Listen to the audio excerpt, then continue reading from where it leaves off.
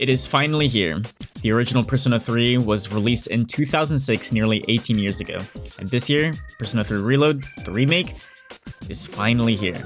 My first ever Persona game was Persona 5 Royal, and I played that game when it was ported to PC last year. I loved Persona 5 and I was somewhat interested in playing Persona 3 and 4, but then when I saw some footage of it, I was a bit concerned that it would be tough to play because it looks very and plays very dated. Then a whisper from the heavens said that there will be a remake called Persona 3 Reload. Made from the ground up, most of the songs are recomposed, all social links are voiced, have more combat features, and have flair that is similar to Persona 5. So, as someone who's only played Persona 5, the question is, should you play Persona 3 Reload? You play as a silent protagonist. I gave him his canon name, Makoto Yuki, and you are the newest transfer student to Gekukan High School. On your way to the dorm, you experience what you learn later, the Dark Hour, which occurs the hour after midnight that only a very few people can perceive, and a few people from that can wield personas in which you fight back the shadows, and ascend the never-ending Tower of Tartarus, which is oddly at the location of the school that you attend. You fight demons at night, but during the day, you spend your time living as an honest student and normal citizen. Longtime fans talk about how good the story is for the original game. Atlus didn't give Persona 3 the Final Fantasy remake touch to it. They wanted to still stay true to the original game and not make like a whole new game. And obviously, it is an old game, so there were a couple of things that I found odd, like how everyone accepted a dog being able to wield a persona. I don't know, but that's just me. The dual life of dungeon crawling at night and social/school life during the day works perfectly, and I don't like how on Operation Nights they don't really move the story forward as much as I would like them to do, as they tend to almost feel like a filler episode per se. This isn't good because you have a full calendar month to essentially prep for Operation Day. Just say, oh, we got a Chaos Emerald, or whatever. The random events that happen during the month are much more impactful. Like the whole vacation beach sequence had so much depth into the Kirijo family and character development almost everyone, especially Yukari. You get to see how much of a loser Junpei is, and you get a new team member as well. All that in just a random excursion to the beach. So although the day-to-day activities and events are great in Persona 3, almost all Operation Days feel very lacking in both a narrative aspect and combat test. Social links were alright in my opinion. I think they got an upgrade from the original Persona 3 to Reload, but I still feel like I was a bit underwhelmed by them. To me, it feels like there was no point in Makoto being there at times, as they just had like a self-realization without like my input at all. And then there were other times when they asked Makoto to go out to the mall with them, then they take like 3 steps out of the school and be like, actually, I don't want to get ramen anymore. And then it just ends the conversation. It just sucks when I'm trying to increase all the social links with like everyone, and then something like that takes like 30 seconds of dialogue wastes my whole after school time slot. Other than that, it's really just personal preference in which you think which characters are cool. I ironically liked the French student, Bebe, only because his French accent is so funny to impersonate, and him also speaking a few Japanese words. I think the general consensus was Yuko and Akinari's social links being the standouts.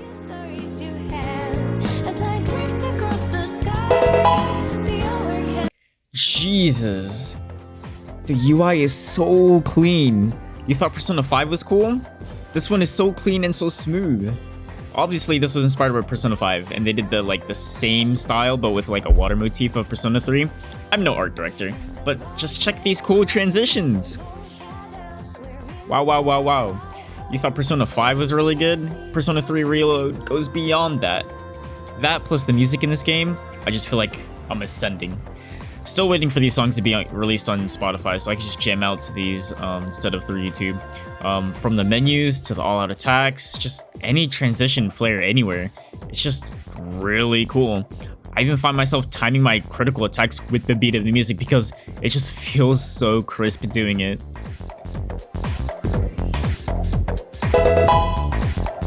Starting from April 7th in-game, your day will be split mostly with 3 activities. During the day, on a school day, you'll spend time in the classroom, whether that's from like doing exam, a lecture, or even a question that you have to answer.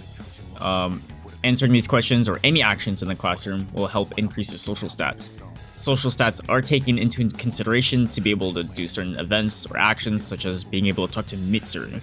You have to have max academic stats to even talk to her. After school, you can travel to a few places on the island, and you can talk to certain people to increase your social link rank with them. These people are associated with an Arcana card, and improving these ranks makes your persona with those Arcanas better. You can also go shopping for better equipment, medicines, gifts, plants, sodas, etc.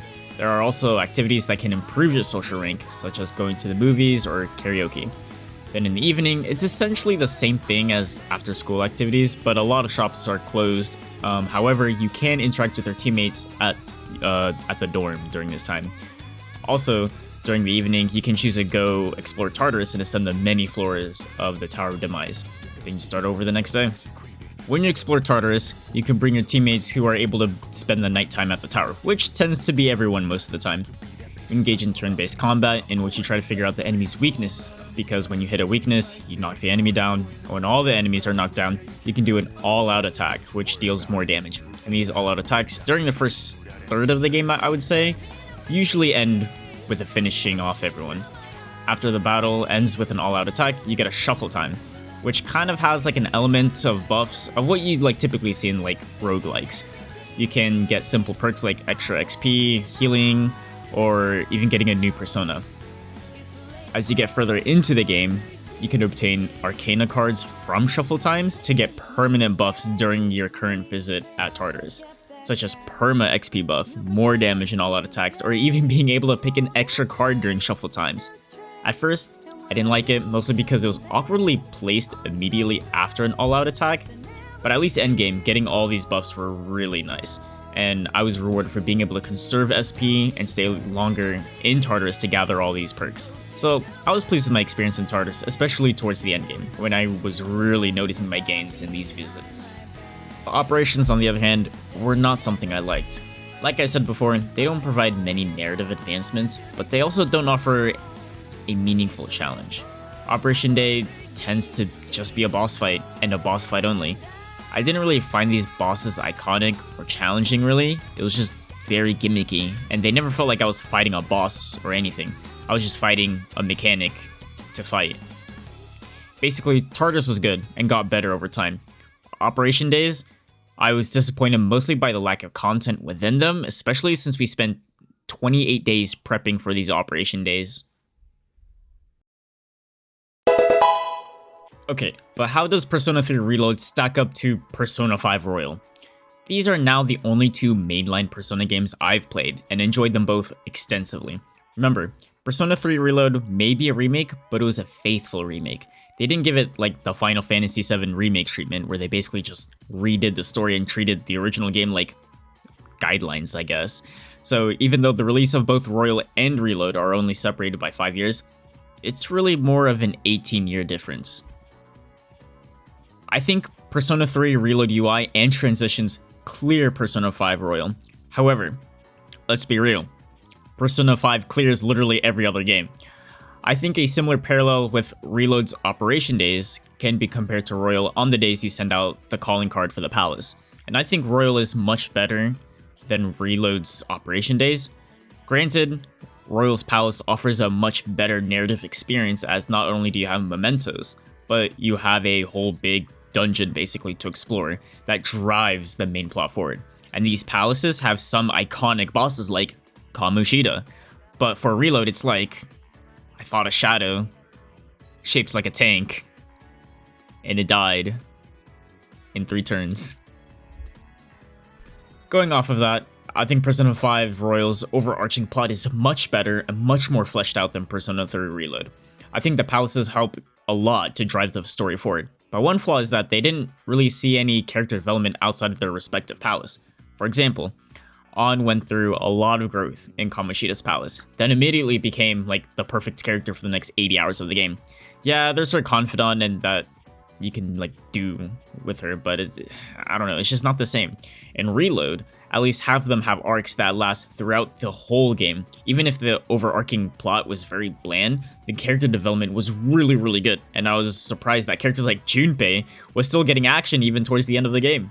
I personally like Persona 5 characters better, but Reload's character arcs were done so much better.